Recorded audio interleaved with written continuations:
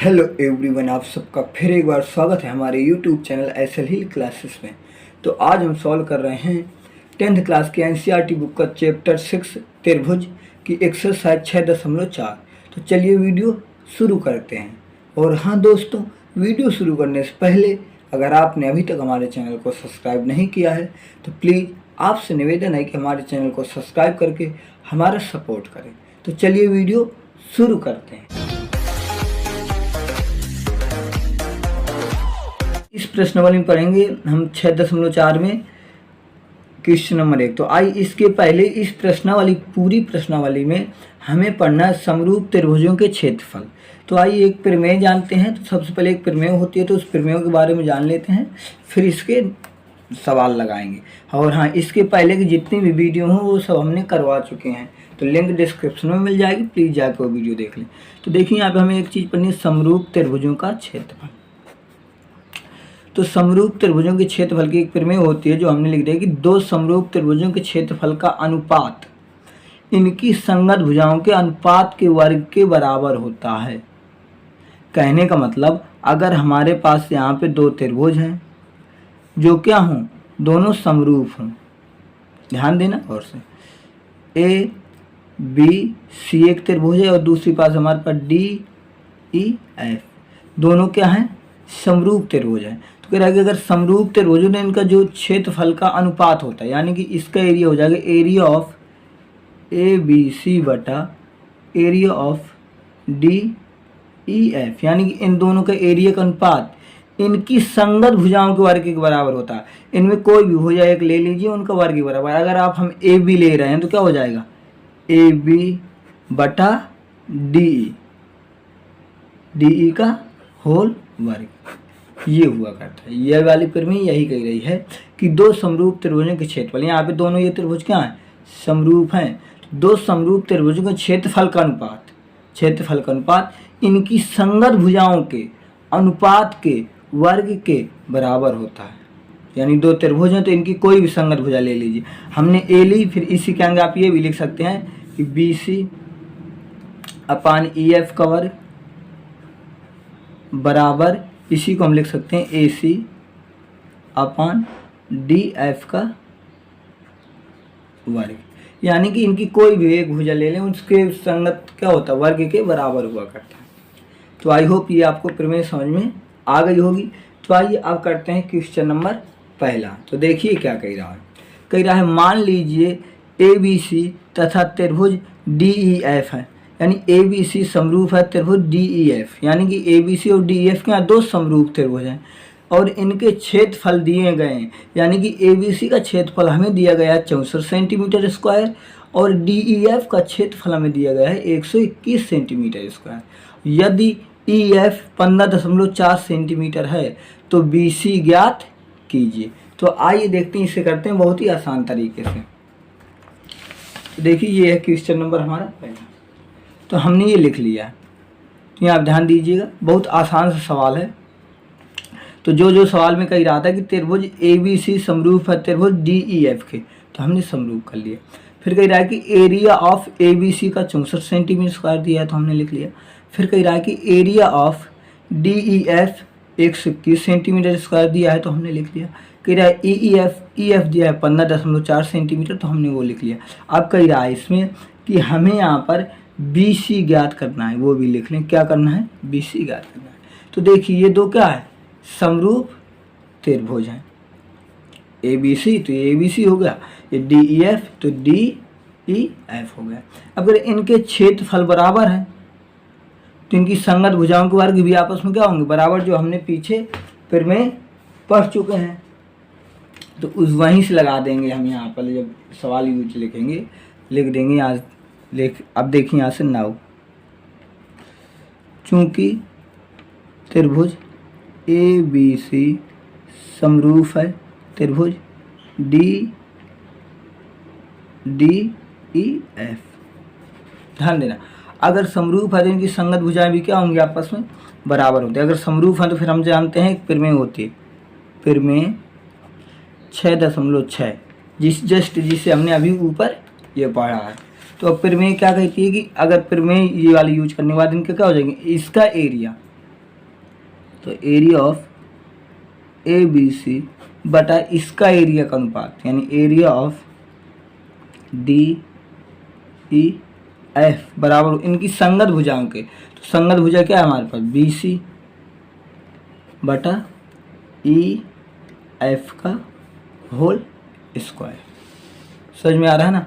अब area of B C हमें पता है कितना, 64, तो यहाँ क्या लिख देंगे 64। और area of D E F भी पता है कितना, 121 बराबर बी सी बटा ई एफ का मान भी पता है 15.4 का स्क्वायर। अब ये स्क्वायर है तो इस स्क्वायर के इधर लाएंगे जिसमें क्या लग जाएगा, रूट लग जाएगा।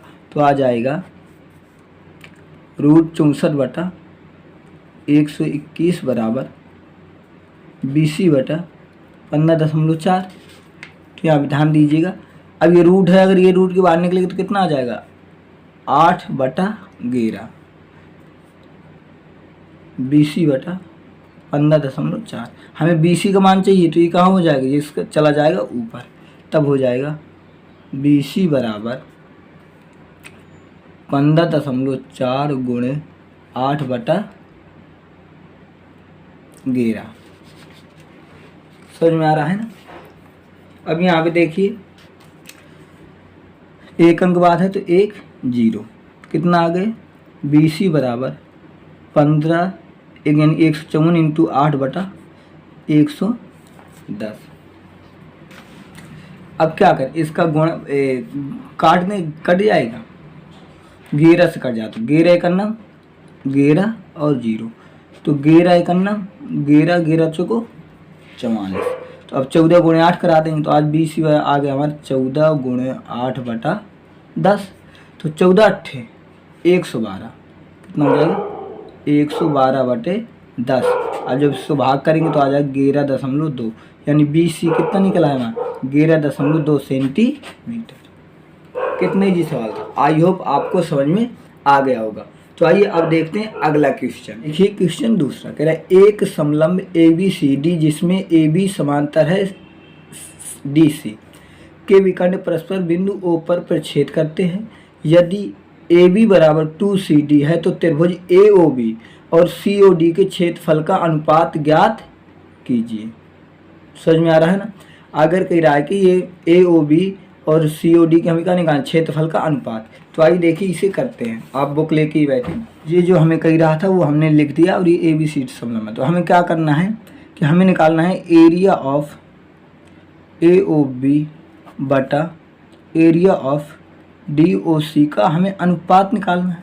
तो सबसे पहले अगर ये हमें निकालना है तो इनके लिए हमें इन दोनों को समरूप प्रूव करना होगा ना, कि त्रिभुज AOB और DOC क्या हैं, दोनों समरूप हैं। तो आई इसी चित्र में लेके बात करते हैं। तो आ जाएगा त्रिभुज AOB तथा त्रिभुज DOC में ध्यान देना, क्योंकि अब कह रहा है कि AB समांतर है DC के। अगर ये दोनों समांतर हैं तो ABO क्या हो जाएगा और ODC दोनों क्या बन गए, ये एकांतर कोण। तो यहाँ समांतर है इस वजह से लिख सकते हैं कोण ABO बराबर कोण ODC। क्यों बराबर है, हम यहाँ पे लिखेंगे एकांतर कोण। पहला देखिए, पहला काम हमारे का इन दोनों को हम समरूपा प्रूव करना है। अगर हम इन दोनों को हमने समरूप प्रूव कर दिया तो बिल्कुल सिंपल सा आंसर आ जाएगा। दूसरी लाइन देखिए, ये क्या है, शीर्षाभिमुख कोण है, तो लिख सकते हैं कोण AOB बराबर हो जाएगा कोण DOC। क्यों, हम यहाँ लिख देंगे शीर्षाभिमुख कोण। ये शीर्षाभिमुख कोण हो गए। तो अब दोनों त्रिभुज क्या हो जाएंगे, AA समरूपता की कसौटी से त्रिभुज AOB समरूप है त्रिभुज DOC। तो देखिए हमने एक चीज़ प्रूव कर दी, समरूप प्रूव कर दिया। तो अब प्रमेय लगा देंगे। तो यहाँ पे प्रमेय हम जानते हैं कि प्रमेय 6.6 क्या कहती है कि अगर दो समरूप है तो इन दोनों का क्षेत्रफल इनकी भुजाओं के वर्ग के बराबर होता है। तो यहाँ लिख सकते हैं एरिया ऑफ AOB बटे एरिया ऑफ DOC बराबर, अब इनकी भुजा क्या मान लें AB। तो यहाँ पे और एक चीज़ देख लीजिए, हमें गिवन क्या है, हमें दिया है कि AB बराबर 2CD। समझ में आ रहा है ना। तो अब हम क्या करेंगे, यहाँ से AB बटा CD की वैल्यू अगर निकालेंगे तो कितना आ जाएगा, 2/1। तो हम यही लिखने वाले हैं कि इनका, इसकी भुजा क्या हो गई AB और इसकी भुजा क्या हो गई DC की, CD के वर्ग के क्या होंगे, बराबर होंगे क्षेत्रफल। तो अब AB और CD की वैल्यू हम यहाँ से गिवन थी, तो लिख सकते हैं एरिया ऑफ AOB बटे एरिया ऑफ DOC बराबर 2/1 का वर्ग। तो यहाँ ले हो जाएगा एरिया ऑफ AOB बटा एरिया ऑफ DOC बराबर 4/1। ये अनुपात निकला है। तो क्या हो गया हमारा आंसर। कितना इजी था, आई होप आपको समझ में आया होगा। तो इसमें हमने कुछ नहीं किया, पहले जिनके एरिया निकालने थे हमने उन दोनों को समरूप दिखा दिया, इन दोनों त्रिभुज को समरूप क्यों से दिखाया, तो ये समांतर थी तो ये दोनों क्या हो गए, एकांतर कोण। यहाँ देख लीजिए ये क्या हो गए, दोनों एकांतर, और ये दोनों क्या हो, शीर्षाभिमुख। दोनों शीर्षाभिमुख हो गए तो बराबर हो गए ए समरूपता की कसौटी से। अगर हमने समरूप दिखा दिया तो हम प्रमेय जानते हैं, तो वही लगा दिया। तो आई होप आपको समझ में आएगा। तो बस आज की वीडियो में इतना ही। अगर आपको वीडियो पसंद आई तो लाइक करें, शेयर करें, और अगर आपने अभी तक हमारे चैनल को सब्सक्राइब नहीं किया तो प्लीज़ आपसे निवेदन है कि हमारे चैनल को सब्सक्राइब कर लें। हम आपको मिलते हैं अगली वीडियो में। जब तक के लिए नमस्कार। आपको पूरा वीडियो देखने के लिए बहुत बहुत धन्यवाद एवं दिल से आभार।